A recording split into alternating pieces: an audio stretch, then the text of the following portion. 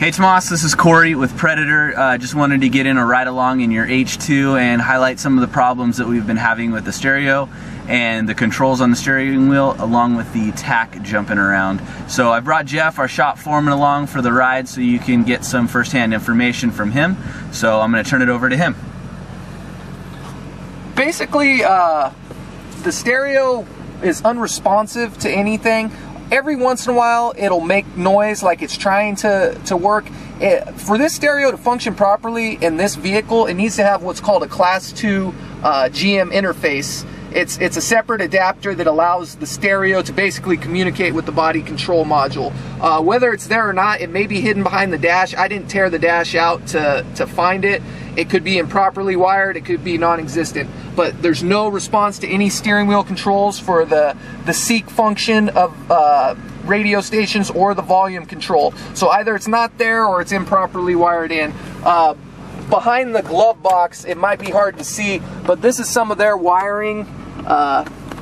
It's just haphazardly ran. There's a random wire just cut and hanging. There's butt splices in there. I use no butt splices. I solder every single electrical contact in our conversions. That's basically it with the stereo. I talked to Abe.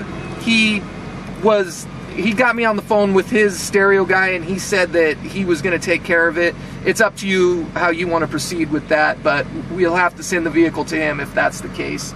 Also, with the speedometer and the instrument cluster, Abe, I thought it was possibly an interference from the stereo.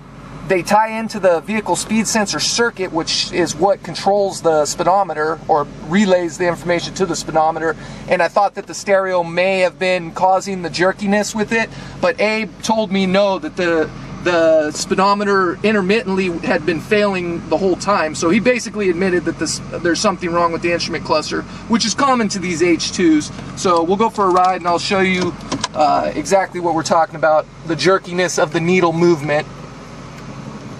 And sometimes it doesn't move at all. See, I hope you can pick that up. Right now it's kind of moving smoothly.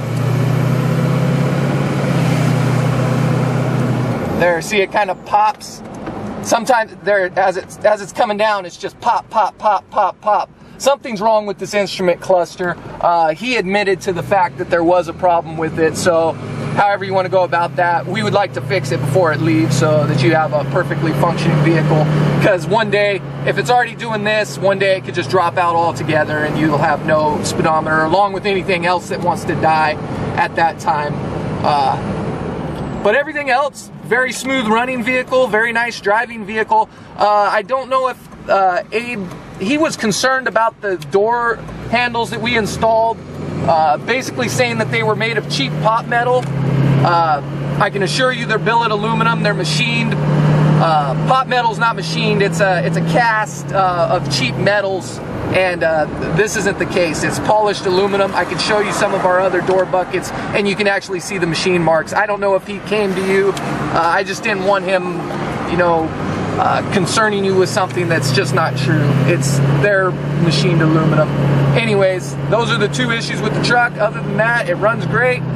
Ready to ship. Anytime you're ready to receive it, just let us know.